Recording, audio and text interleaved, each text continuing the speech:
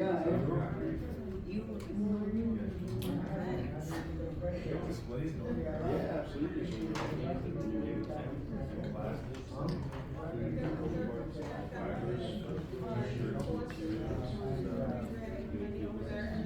So, your notes are in your hand.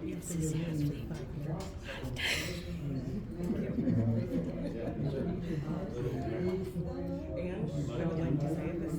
So when the snakes started looking at chronicles, that's one of the things we heard This about. gorgeous silver string we saw going on over here. Hey, God is the best hairstylist. I'll just say. Right? Absolutely. Okay, we're gonna give it 2 more minutes. Are we closed up? Are we ready? Okay. Let's go ahead and get started. Good morning, everyone. Good morning. My name is Sarah Williams, and I am the president and founder of Sacred Seeds Foundation. We are a Alaskan nonprofit, Christ-centered organization. And I'll tell you all about us in just a moment. I am joined today by Lindsay Poole, who is our Director of Regulatory Affairs. In the back, you have Cashay Garrett. She is our Chief of Staff and our chaplain as well for our organization. And then Andrew Sablon back there in the corner. He is our project manager for projects like Green Build Composites, and his title is Regenerative Project Strategist. So, thank you. Our mission is simple and bold, and I had this great printout, and then I left it at home. So I'm going to be referred back to my notes here on this great device that I have here. So, our mission is simple and bold: to use one small plant, industrial hemp, to help solve some of Alaska's biggest problems. In your communities, you guys have problems with jobs. Anybody got problems with jobs? Yeah. Employment? Okay. Anybody have problems with housing? Yeah. Good, quality, clean, energy efficient housing. Okay. Anyone have problems with healthcare challenges? Yeah. Anybody? Okay. Great. Got food?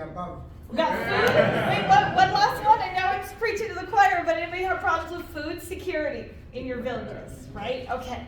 All right, so hemp is the answer to all of those problems, and we're very much going to prove that to you today with our presentation.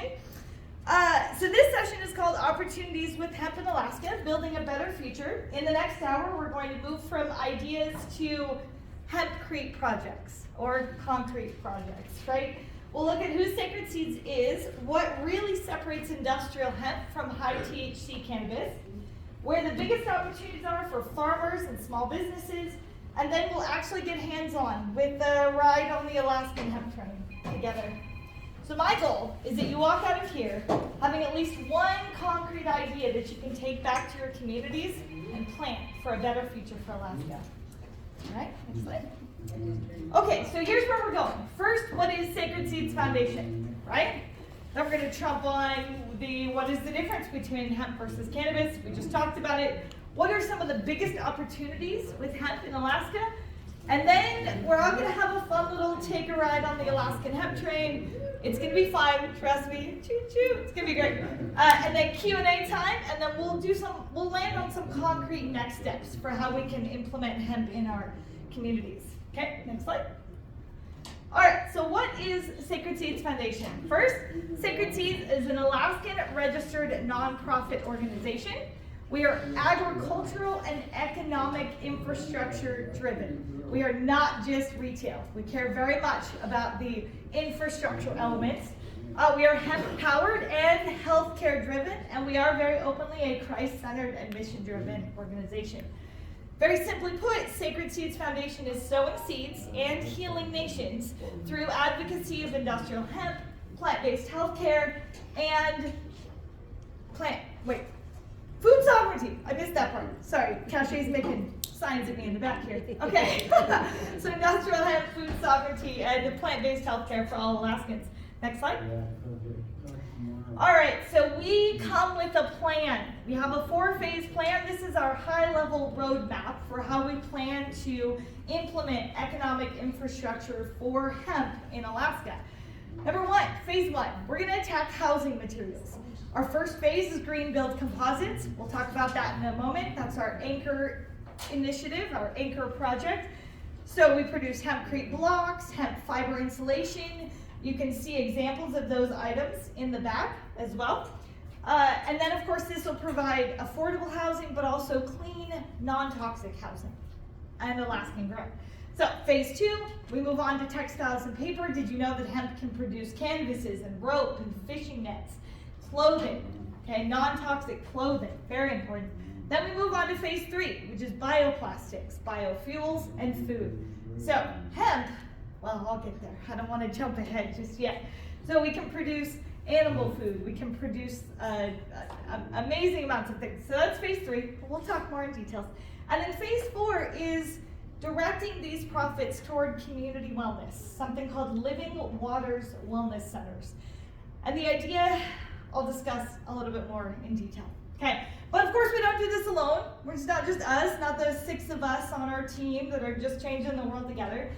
Requires partnerships, and this requires governments and tribal organizations, communities, small businesses, all of us coming together to say we believe in self-sustainable Alaska, right? From the ground up. All right, so again, Sacred Seeds Foundation, you can look at us like a tree at this moment. We are one big canopy, but we have projects that come underneath of us. Greenbuild Composites begins the train of manufacturing facilities that will produce hemp products in Alaska. Then we have Sacred Seeds Herbalism, which focuses on wellness and plant-based healthcare. Then we have our Living Waters Wellness Centers. These are ultimate preventative care checkup experiences. I'll talk about that in just a moment. And then Northern Harvest Hydroponics. These are year-round growing facilities that can grow year-round fresh produce, fresh food for your communities. All right. Then we have our community impact projects. These are our Harvest of Hope projects. So there's the hemp houses for the homeless and the industrial hemp for prisons program. Next slide. All right, so let's jump into the confusion. How many of you have experienced, hey, we live in a legal market. How many of you understand marijuana and cannabis? Okay, we all have experience there, okay? Does anybody have experience with hemp and growing hemp? Okay, this is all new, praise God. All right, here we go. So we have the same leaf, but very, very different uses. It's all cannabis. It's all the genus cannabis, right? However, hemp is identified as a legal crop that is 0.3% THC or below. THC, if you're not familiar, is tetrahydrocannabidiol. It is that lovely chemical that causes that high, right? That high, elevated mind experience, right? So industrial hemp, for that, the cannabis used for medical, recreational purposes, that is really anything 0.3% and above. Now this is legally, okay? For those of us that have experience with the crop, we may know that, you know, it reacts differently with every human. I'll put it that way. All right, so, but hemp has this great ability to be more than just CBD. Is anyone familiar with CBD, right? That's a pretty common thing that people have used.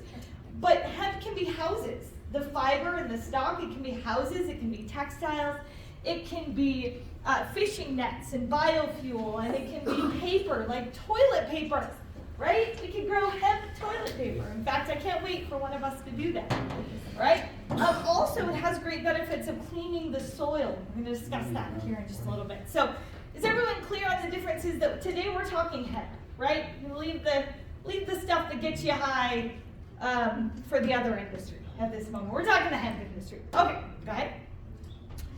All right, so let's get into what some of the biggest opportunities in hemp in Alaska are. Has anybody seen the movie Forrest Gump? Okay, remember Bubba Gump with shrimp cocktail and shrimp on the Barbie?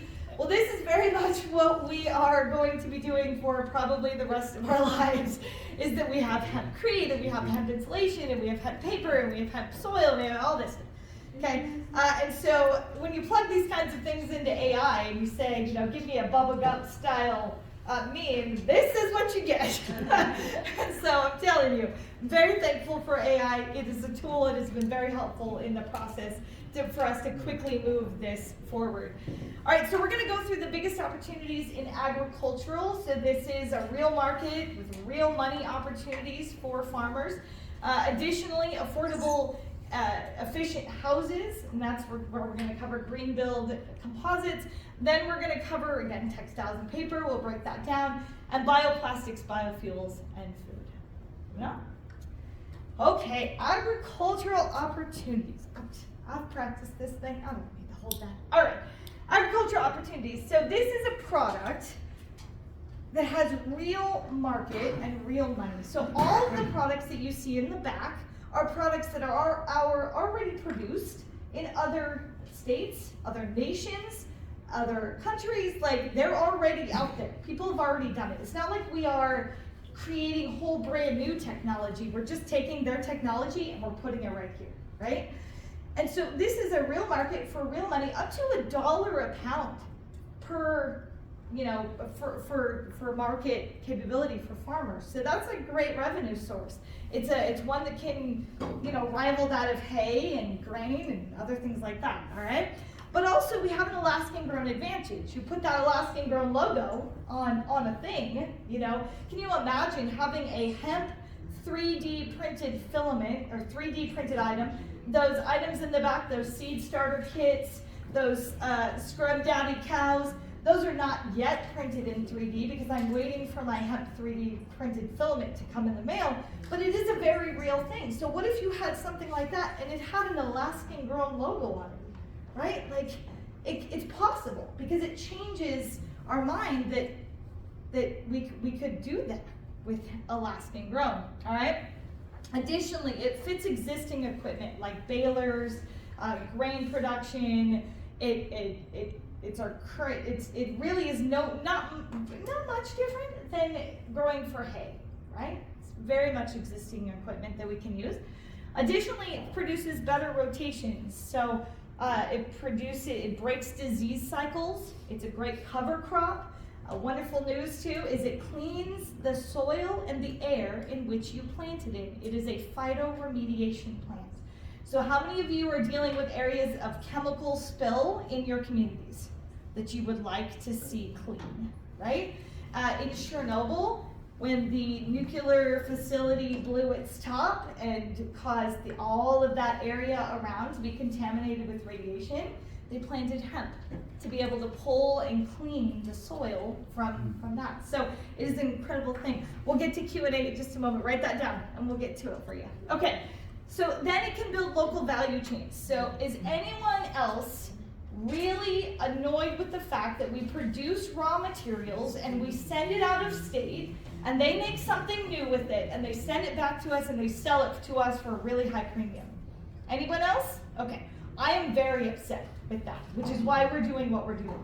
Because I believe Alaskans can take care of Alaskans, that Alaskans should take care of Alaskans, that we should take care of our people first before we export anything. That everything that we do is to make sure that our communities are strong and that they have all that they need, that we shouldn't have a single homeless person out there. We shouldn't have a bunch of poverty. We need to focus on building solid foundation for our people. And this is where we can do it because we can produce local value chains. Okay, next. Again, environmental benefits, we talked about that. It cleans the soil, it suppresses weeds. It's an incredible opportunity for that. All right, let's move on.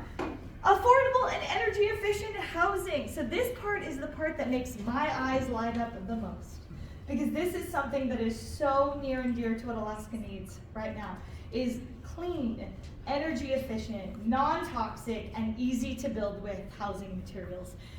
So let's talk about some of the benefits. Number one is the superior insulation. It provides superior insulation than fiberglass, and not to mention, well, we'll get to toxicity in a moment, but superior insulation, as well as this causes lower energy costs over time, right? And so if you've got a building that's built with hemp, then although in the very beginning stages we may have higher upfront building costs until we can get things scaled, longer term though, you're paying much less in energy costs. And so that is really, really important overall.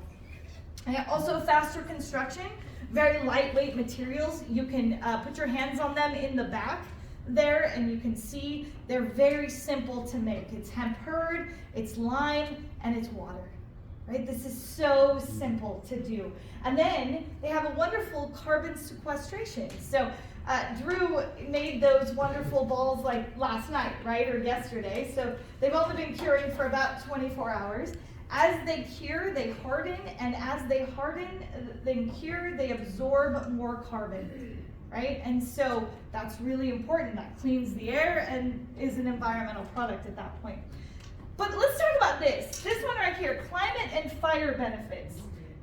Many of the studies, and you can go online, and some will say as much as 1,700 degrees Fahrenheit, and others will say this, but the study that they did here was that hemp walls show that they are fire resistant for up to 2 hours at 572 degrees Fahrenheit. Fire resistant. They don't smoke, they don't burn, they don't smolder, they just sit there and absorb the heat, right? That's pretty intense. Could you imagine, like, you got a wildfire that's passing through, and you're like, well, all right. I mean, the part that might burn is your wood stilts and things like that, but your hempcrete walls, those are set. You'll be good for that, okay? So that's certainly something to look into for sure. Additionally, the other climate benefits is that they are flood resistant, okay? So they will absorb the water, but unlike sheetrock that falls apart, they'll just dry out. But we did get a really great question that we're going to do some research and development on, is that when you have situations like the recent typhoon and you have lots of chemicals in the water and things, and if they get absorbed into the hempcrete, how do you clean that? How do you deodorize that in a way that can be continuously used? We have consultants on our team from Homeland Hempcrete down in North Dakota. He's built many hemp homes. We're definitely going to take that question to him because we hadn't thought of it until today, so we're very, very thankful for that.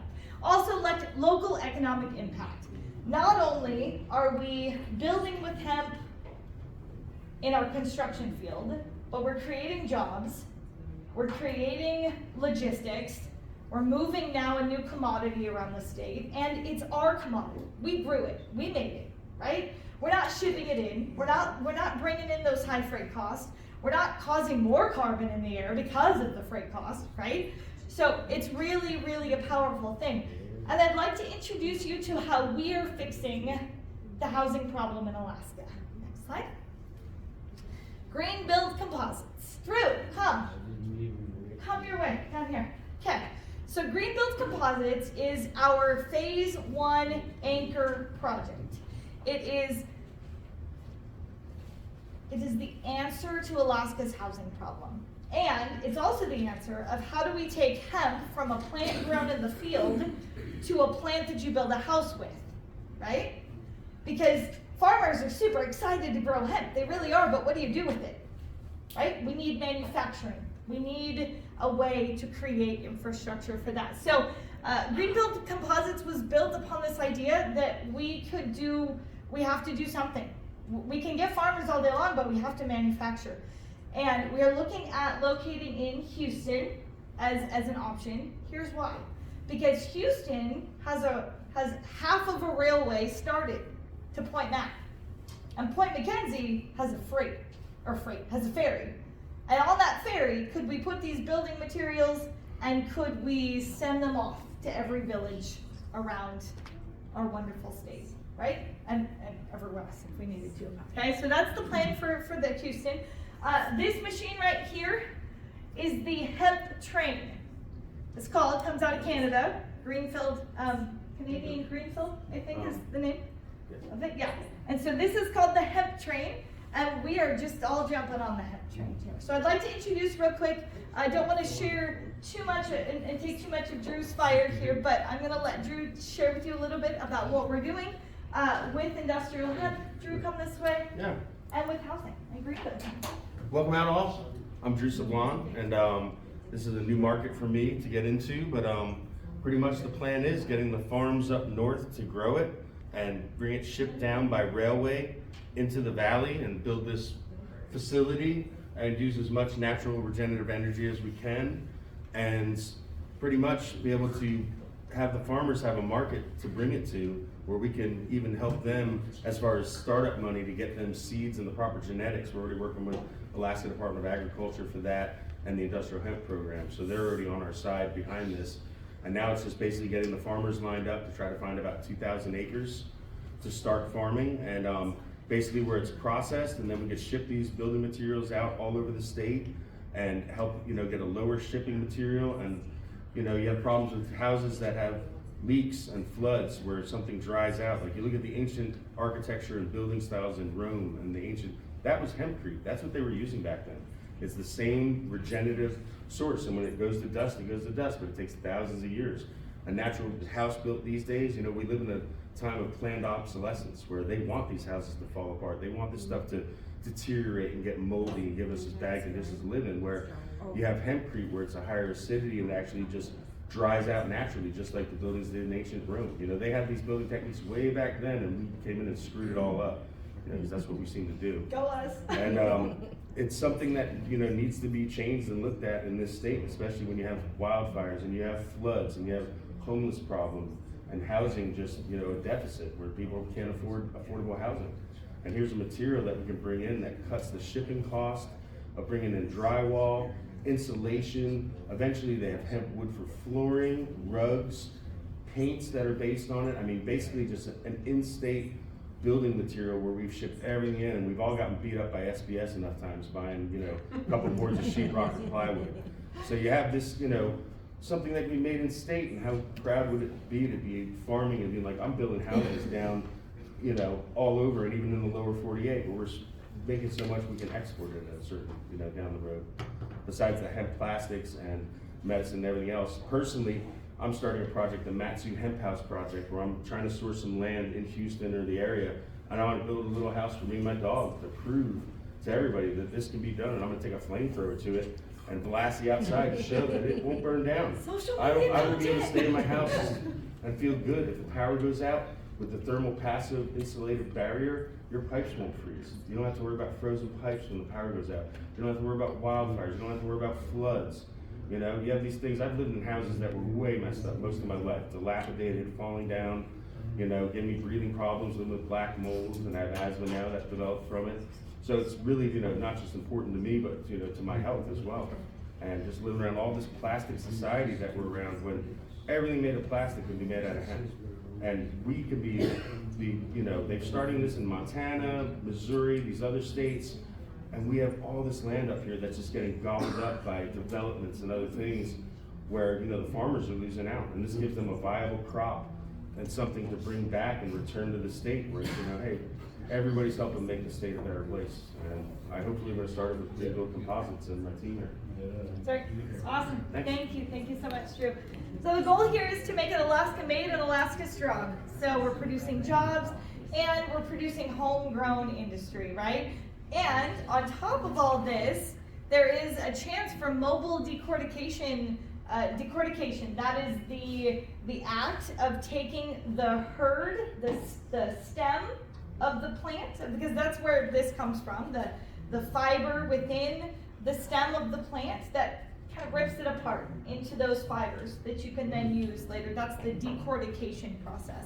And there's a gentleman that that we can thank for many of these with Hemp Traders in California. He is producing mobile decortication equipment, which means you can take it directly to the farm.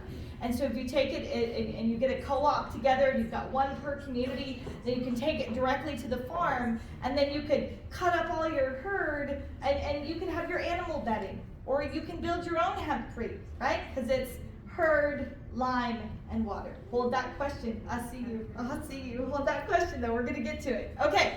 All right, let's move on to our next step. So, moving on to textiles and paper. Does anybody in the room, is anyone more excited about this than building materials? Okay, Lindsay's like, right back there. Okay, textiles, paper, all this area. So, first of all, the great benefits for this is that it creates local manufacturing jobs, right? Spinning and weaving and finishing. It produces, again, a homegrown industry that produces fiber for clothing and for ropes and for fishing nets. And again, Well, we'll get there because I've got a point here in a second. All right, again, multiple revenue streams for farmers. So this isn't just selling it for the herd for the manufacturing facility, but maybe we're going to sell it for clothing, or we're going to do some other need for that. Also, we are reducing import dependence. Alaskan made, Alaskan strong, right? That is the plan. Number 4 here. It's got superior product performance and longevity. I'm tired of fast fashion. I'm tired of stuff that you buy and it breaks because it was made in China and they want you to keep buying it, right? I want stuff that lasts. And so, superior product performance, longevity. And then let's talk about environmental and carbon benefits. So as you build your clothing or whatnot, it does absorb carbon. But I'm about to share with you all something that you might not know. Did you know that synthetic fabrics like polyester are hormone disruptors? Okay? Did you know that they actually impact the fertility rates? In a study done in 1992, they determined that I'll pick on you men for a moment because it was done on both men and women, but men, they wore underwear for 5 months that were polyester. And in 5 months' time, those men went infertile. Okay? That's very concerning. Now, once they stopped wearing the underwear, they were able to gain back their fertility and all was fine, their body healed. But that is very concerning for synthetic fabrics. Okay, very concerning. Alaska needs to take care of her people. We need a strong community moving forward. Okay? Okay. I know question, write it down. You're so excited, I see it. But also, synthetics, we have plastic fishing nets, right? I mean, that is destroying our populations. What if we had a hemp-based thing that they could chew through? Or there was real ability for it to just biodegrade in the salt water, right? This is very possible with what we can do. All right, and then there's a growing national and global demand for the opposite, for natural fibers, right? For natural, clean, organic fibers. People are done being sick. They're done being poisoned by their air and their food and their clothing and their everything. Anybody else? Somebody in this room? Come on. There's got to be people that are done with this because we are enough to do something about it. Good job, Gus. Gus is on it.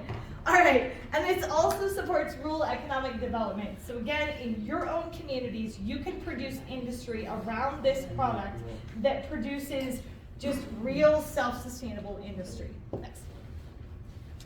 All right, then phase 2 of our plan is to move on to bioplastics, biofuel, and food and grain. Sorry, this is phase 3. Let's move on to the right one. So, number 1, bioplastics. So hemp creates biodegradable plastics. The herd and the stem of the plant creates biodegradable plastics. Okay? I mentioned hemp 3D filament, water bottles, anything you can think of that's plastic. Oh, we've got some examples here. She brought these. So a straw, right, and a fork, all made out of hemp, right? And then food. Okay, we'll get to that in just a moment. But also, the great thing is, while it can be biodegradable, it can also be the strongest material on the planet. In 1941, Henry Ford built an entire car body out of hemp, and it was awesome. And then Rockefeller came along and said, I don't think so. And they did a great propaganda opportunity to take hemp out of the common knowledge of the people. But these days, Porsche, Mercedes-Benz, they put hemp composites and biocomposites into the bodies of their vehicles. Okay? So this isn't, again, this is not new technology. I'm not telling you something that has never been done before. This has been done. All we have to do is do it here. Okay? Next, we're talking about biofuels. So I'm not coming against the oil and gas industry. I'm not. I love our oil and gas industry. I'm just giving a separate alternative. It's a homegrown, clean burning fuel opportunity as well. Okay? So that's an option. Also food production. Hemp has all of the omega-3s for brain health and omega-6s for brain health. It has protein, and it has fiber, and it has minerals, and it's just an incredible thing. And those same hemp parts that she showed you can make mayonnaise and they can make ice cream, and you can put them in your smoothies, and they can make bread, and they can make a variety, hundreds of different food products that can come from that 9 essential amino acids that your body needs come from that one plant. I put it in my oatmeal. Love it, yes, yes. I make hemp energy bites for my son who's ADHD, and it's so good because it gives him good brain power for sure. Okay. Then we have, again, we're back to, I feel like I'm repeating myself, reducing Alaska's import dependence, right? And freight costs. Then this also fits Alaska's agriculture. It creates year-round jobs for production. This is something where you could grow all summer and then process all winter. You could produce some sort of plan for that. And then it's versatile, it's non-toxic, and it's safe. It's safe for adults, it's safe for children, it's safe for animals, it's safe for the environment, it's safe, right? And then finally, of course, there's a growing market demand. As hemp is now coming back on the scene and people are like, oh, it can do what? They're getting a little excited about it. And so there's definitely a great growing market demand for that. Next. All right, so this is my heart for Alaska. Anybody else does anybody want to pay more taxes? Is there anyone in this room that wants to pay more taxes? Anybody willing to raise their hand? Cool, okay. Did you know that in other countries, they have health care for all of their people? Like it's paid for by their government. But how is it paid for? Taxes! We got it, perfect. Okay, I don't want to do taxes. I don't want taxes anymore. So what we've done is we've created an idea that what if we build this hemp infrastructure and then we ask for profits from it to flow to Living Waters Wellness Centers. So Living Waters Wellness Centers are a preventative health innovation. Imagine you walk into a facility and you're there for a day, maybe 2, and you are scanned head to toe with all available state-of-the-art equipment. You're given blood tests and gut health tests, and you're tested for parasites, and you're tested for heavy metal toxicity, and you're tested for anything and everything. Oh, and dental health, and all of it in one location, okay? Then, after all of that, then you sit down with your doctor. Then your doctor is allowed to say, okay, let's look at root causes of what you really have going on instead of symptom management, because that's what we have right now. Will you agree? We have a sick care model. And the sick care is we pay attention to the symptom and we just don't know what to do, and here's a pill and let's see what we can do to fix this. But we're only fixing the symptom. We're not looking at, do we have chronic inflammation all over our bodies? Do we have an allergy? Are we eating something that we're allergic to and we don't even know, right? Like, these are important things. This is modeled after a current model that happens in Turkey, the great country of Turkey, where they do this. You go in, you're scanned head to toe, and you're given full understanding at a very reasonable price, mind you, $800 for a full body scan, okay? And then you can get a really good idea. And then our idea then is that personally, I'm gonna pause at this moment to choose my words wisely. Personally, I was harmed by the pharmaceutical industry and the decisions of my doctors to give me these pills or to do these kinds of things. And it took me many, many years to heal my body and to become free from those influences that had once come in my body. And how I did that was with plants, God's creation. And so I became an herbalist. I learned that plants are medicine, right? Plants came first. Plants are the first medicine. And we've seemed to just trade them out like they don't matter, like they're not important. We need these pills, or we need these shots, or we need these other things, but we really don't. We really, really don't need it in the same way that we might think we do. And so now we're coming with this idea of plant-based healthcare as being a real viable option, because all of the science is already there. We already have the science that we need. It's just a matter of implementing it in real life. Okay, so let's real quick, we'll touch on this. So these Living Waters Wellness Centers, they will be technology enabled. It'll have rural reach, so we will have telehealth available. We will have apps to be able to follow up with individuals, and then ideally to have them in each individual community to some degree, some mobile clinics, and just partnerships in general. Also, it will reduce overall system cost. So let me give full disclosure. I work for the state of Alaska. I'm not here on behalf of the state of Alaska. Let's make that very clear. I work for the Division of Public Assistance.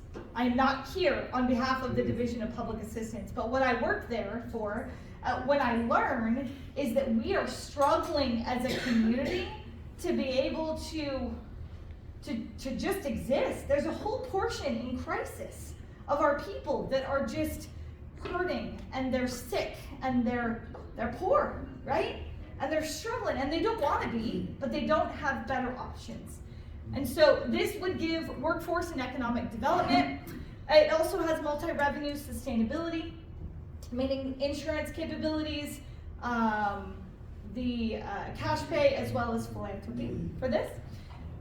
I mentioned system costs in ER. Oh, and then also, finally, it is aligned with the Alaska Rural Transformation Health Project, Alaska Rural Health Transformation Program. This is a program, is anyone familiar with what this program is? Anybody heard it? Oh, okay, well, good news. So in December, is it the Central Medicaid System? The federal government, Alaska, back in November, Alaska applied for funds to be a part of this program. And CMS issued $1.36 billion to the state of Alaska in healthcare transformation funds to be issued, and $272 million a year, each year for the next 5 years. So these are grant funds, and so we are going to be presenting our Living Waters Wellness idea to be able to get those grant funds and move forward with this project. But yes, and if you're interested in applying for those funds, that application opens on the 17th. February 17th. And it's a very quick thing, like you have to have it in by March 11th. So it's, get it quick. Okay, all right, next. All right, so real quick, I'll touch on these. These are our community impact programs. So not only are we talking industry, but we're talking reaching our most vulnerable people in our communities. So we have two programs. We have the Hemp Houses for the Homeless, and we have the Industrial Hemp for Prisons program. All right, so our Hemp Houses for the Homeless provides provides sustainable, affordable housing. It provides restoration through employment on the farm, okay, and on the farm, the participating farm. It provides healing and transformation with wraparound services to individuals they're just broken, okay? We are faith-filled, spirit-filled Christian believers. So I look at every human being and I can see brokenness. And they're not lost. You shouldn't give up on them. But what we have to do is figure out how to help them heal. And so there's community, there's self-sufficiency. We produce, each house has its own garden area that they can learn to grow their own food. And then through the process, our hope is to break the cycle of homelessness, right? Like this is something where in many cases, and this comes from, I was homeless for 2.5 years. And if I had just had a place to go, if I had just had a roof over my head where I could even think for more than, was I going to be able to eat? Or where was I going to be, where would I sleep that night? If I could just think a little bit ahead, because I had shelter and stability, then I could heal. And so over time, the Lord gave me that and I was able to heal. But I have a heart for the homeless because of that if they just had the right systems. We're not talking like just open up a big shelter and just bring them all in and that's great, but give them actual solutions to how they can heal. All right, next slide. Okay, and our Industrial Hemp for Prisons program. So we have prison populations that have large groups of land, right?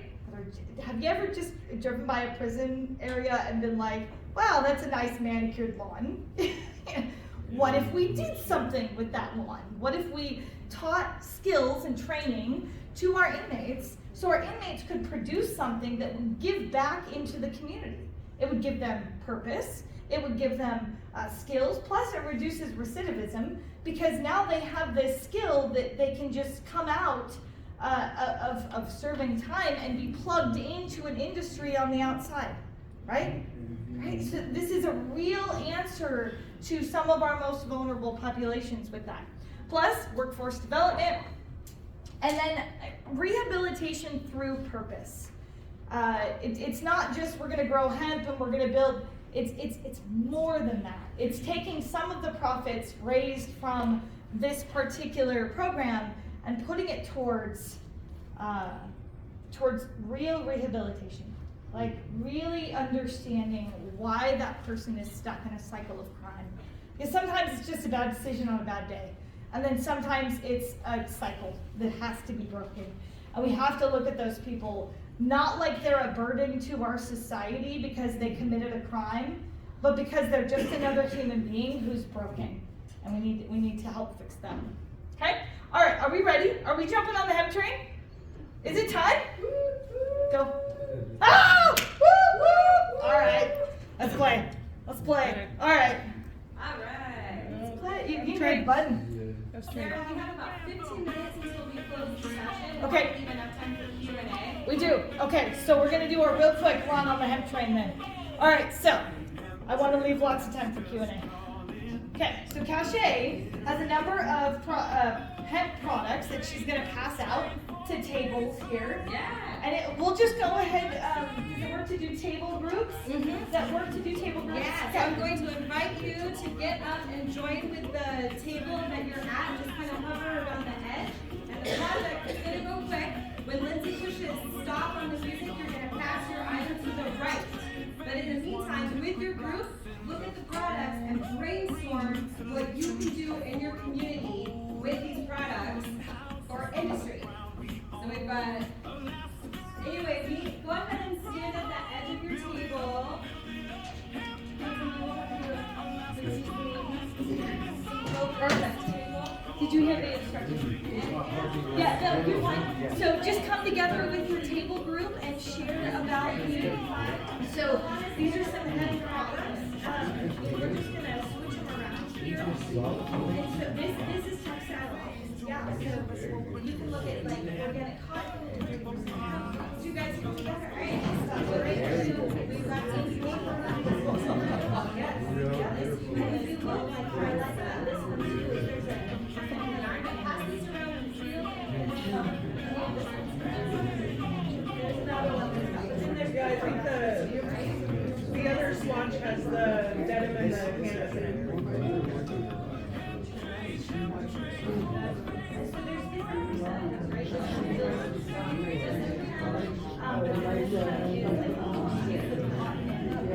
The ones you buy,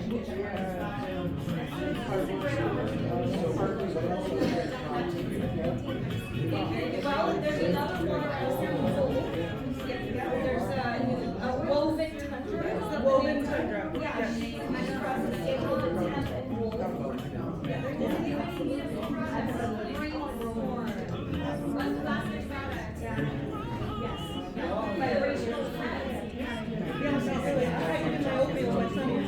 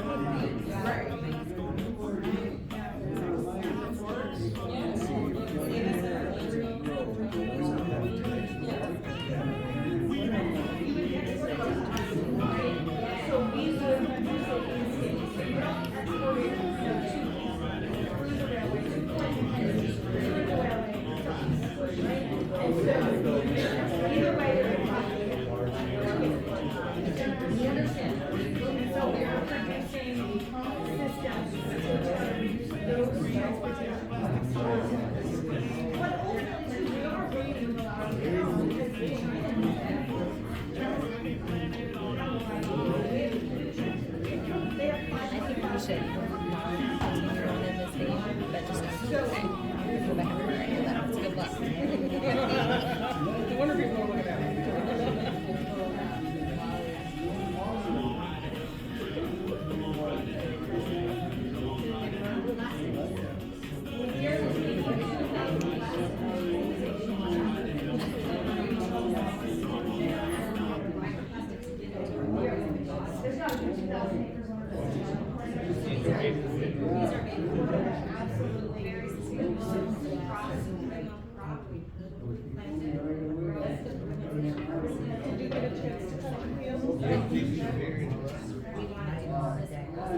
Okay.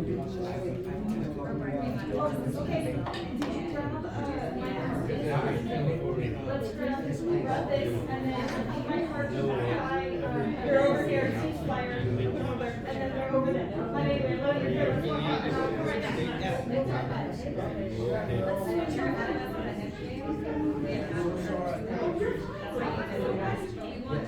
You know what's a big thing?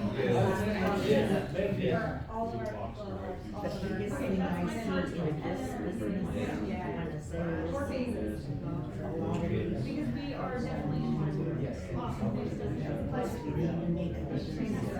Good, okay, They yes. see that, they think they're stores and.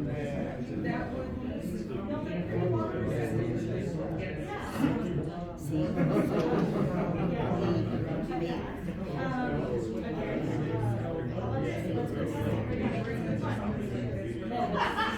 Come on, right now. Let's test this thing.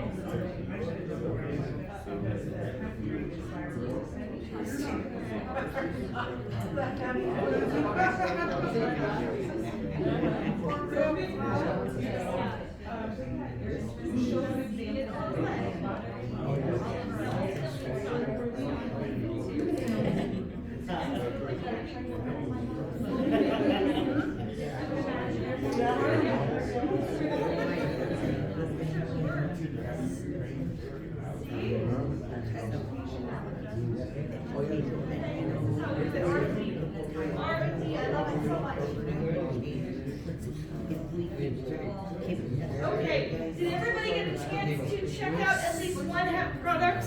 A good chance? Okay, great. Well, thank you, everyone. We're going to go ahead and real quick wrap up with our questions and answers. Before we do that, though, I just want to encourage you. Sacred Seeds Foundation is looking for investors, and we are looking for farmers. We need 2,000 acres under cultivation to produce enough feedstock to run green building deposits year round. Okay? That seems like a lot, because there's not even 2,000 acres under potato cultivation. I don't care. We're gonna get it, right? I believe wholeheartedly that the people of Alaska will step up and say, let's grow it. Let's grow it because we have a place to sell it, right? And so hence why we're presenting to you today. Please go to sacredseedsusa.org. You can give and donate there. Please connect with us there. We're going to be answering questions afterwards as well, but let's run in for about 10 minutes here. And then, yeah, okay. We got time? Okay. Let's do Q&A. Questions. What questions does anyone have? But sir, you had lots of questions. Like every time you had a question. Oh, no, I told you, write that thing down. Sarah? Yes. This lovely lady right here asked me a question, and she said that she's run across some stigma with a certain generation due to that leaf. Yes. And the stigma that leaf carries. Yes. And I shared with her in order to maybe circumvent or to quell those concerns for folks, education is the key. Just like you folks are all here learning today about all of the different things that hemp can do, educate those folks who kind of are standoffish about it. Let them know you've seen it in textiles, you've seen it in products for pets, you've seen it in food. Education is key. On top of that, we are happy to come to your communities and do exactly what we did today, okay? Show the products, right? Get them hands-on, do the presentation. We understand the stigma, right? Which is why I have a whole slide associated with the stigma. Like, we're not into getting people high. That's a whole different industry. I'm into building a house. I'm into feeding people to making sure that they are healthy, they live long lives, and they build a strong Alaska. That's what we're into. Yes, ma'am. Does this, you were speaking about how they plant them for toxics on the ground. Yes. Mm-hmm. Now, where does all the toxins go into the plant? Correct. They do get absorbed by the plant. And your balls, what do you do with those? Do you throw them in your drawer or do you throw them in your house? Oh, so the hempcrete balls at this point are just they're just a proof of concept, right? We are. They could though. That probably would be a phenomenal opportunity. Is that you could throw them and they would absorb toxins. Yeah, yeah. Yeah, I don't know that I've ever heard of that being used like that, but I think that could be a very real possibility for that. Yeah, Sarah? Yes. Use how? Oh, to use them as like in your clothing or in your drawers to absorb carbon and toxins and odors and things like that. Could be interesting. Michelle? So the hempcrete balls. Yeah. I know we have a printer that is printing concrete houses somewhere north. Can we 3D print? Yes, we can. Yes, we can. In fact, I have hemp 3D filament coming right now. I have some seed starter kits in the back. Those are not yet hemp 3D printed. You can purchase those for a minimum donation of $25 each. But yes, that is the plan, is to get us to the point. Part of what Greenbuild Composites is going to do is produce spraycrete or spray hempcrete, where you can spray it on the walls just like you would a plaster or whatnot. And additionally though, yes, hemp 3D printing is a thing, is a very real current technology. Yes, according also batteries, graphene, energy. This is all a very real, current, live technology for what's happening across the nation. Have fun with it. Your insulation, it don't burn, he says? It doesn't burn. It doesn't burn. So the study they did was at least on the hempcrete was 572 degrees applied post contact for 2 hours, and it did not burn. Okay, but it will if it's probably from. After time, I'm sure, at some point, like, it will. And then Drew wants to It respond. actually mineralizes, so as it gets hit with flames, Petrifies. the outer layer mineralizes so it doesn't affect the inner cores of it. So no, it won't just burn down. It actually, the outside mineralizes to where it's locked in solid, and then the flames can't get through to the inside. And on that note, if you would like to see some visuals of that for yourselves, if you go to YouTube and you type in the search bar, hempcrete fireproof, you will get tons of videos of people putting flamethrowers and all kinds of stuff. Hempcrete, yeah. Hempcrete, yeah. And another thing about, I believe Sarah mentioned this about the hemp insulation, that it's water resistant. And so when we had the terrible storms in our western coast, these houses had hemp insulation. We could literally have taken that hemp insulation out of the walls, shaken it dry, let it dry, and then reuse it. Go right back in. Whereas Absolutely. the other insulation had to be Destroyed. Right, destroyed, exactly. And it is a mold resistant product. Pest resistant. Pest resistant product. It is incredible. And it's needed, right? For sure. More questions? So those balls. Yeah. I'm just fascinated about. Yeah. Cats will really like that. Oh, sure. Absolutely, right?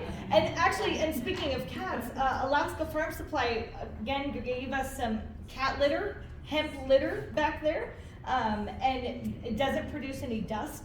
It can be used by a pregnant woman. It is superior in every way, shape, and form. So our intention for Greenbuild Composites, after we start with building materials, is animal bedding, or hemp pellets for wood burning stoves, cat litter. Like, we're gonna make all the things that we can possibly make. all the things. All the things. Is there any startup funding or grants to like greenhouses or anything going to get started? Is there any funding out there? Yeah, it's a really good question. So the Alaska Revolving Farm Loan is an option for agricultural needs. And then, yes, there are grants. And so let me speak to that. Sacred Seeds Foundation, our whole goal is to come alongside you and your business and your community, and we go find those things for you. We say, hey, and we help you with the grant process. And we work on a donation basis. So if you can only afford so much, we understand that. If you can afford more, we'll take that too, right? We understand. But we are solely committed to building good infrastructure, because a business won't succeed if it doesn't have good, solid infrastructure. So we do use AI to quickly move these kinds of things forward, because it can do it a lot faster, and we want to move things quickly in this time. So we are very, very, very thankful for that. When it comes to farmers who want to farm, we help you with the regulations process. We help you with applying. We have our Adopt an Acre program back there. You can donate certain levels. We'll help farmers at certain levels, at the Adopt an Acre 500 donation. That helps buy seeds, it helps register the farmer with the industrial hemp program, and it helps give them business consultation and seasoned hemp farmer consultation. So they're not walking this thing alone, for sure. Okay, so we do have plans in place to make sure that people have that. We just need, we just need people to say yes, to feel such a burden, to be like, I'm gonna do something, and then do it, and then we will support you all the way. Well, and I think the key too is that our Alaska Division of Agriculture, the Plant Material Center, has been testing seeds. They can get it to grow here. They're getting their seeds currently from Cornell, and Cornell had asked them to send them photos of plants when they got to maturity. And when they did so, Cornell asked, what plant is this? And they said, it's the one that you sent us. And the folks in Cornell in New York were very surprised because that particular plant, they could not get to grow above 4 feet, and it was over 7 feet tall here. So not only does it grow, it grows very well. Very well, very good. Okay, so I'm gonna, real quick, we're gonna be sticking around, so if you have further questions and wanna talk to us specifically, you can do that. Let's talk about some next steps. February 26th, on Zoom, the Alaska Farm Bureau has agreed to allow us to produce the hemp commodity program. So we now have a program under the Alaska Farm Bureau that you can join, you can be a part of, and that is February 26th, that's at 6:30 p.m. You can go to alaskafb.org and get information on that. Also, plant hemp this spring, we need 2,000, this spring. That's how absolute, this spring. Like, I know it's February, but this spring, we will help. We'll get you seeds, we'll get you whatever we need, okay? And talk to the guys at Division of Ag, and they said they can help get seeds. They can. Then we invest in processing infrastructure, support green build and the living waters, and finally advocate for hemp-friendly policy across the state. Next slide real quick. All right, we are raising money. Actually, just go ahead and go to this. Oh, hold next on, one. we got folks. Oh, he's going QR. Okay. I just take your phones out right now to scan our Right. QR to the next step. Get out of here. Yeah. Oh. It goes there to our fresh and new website that just launched last evening, some late hour of the night. All right. Did everybody get there? Okay, good. Perfect.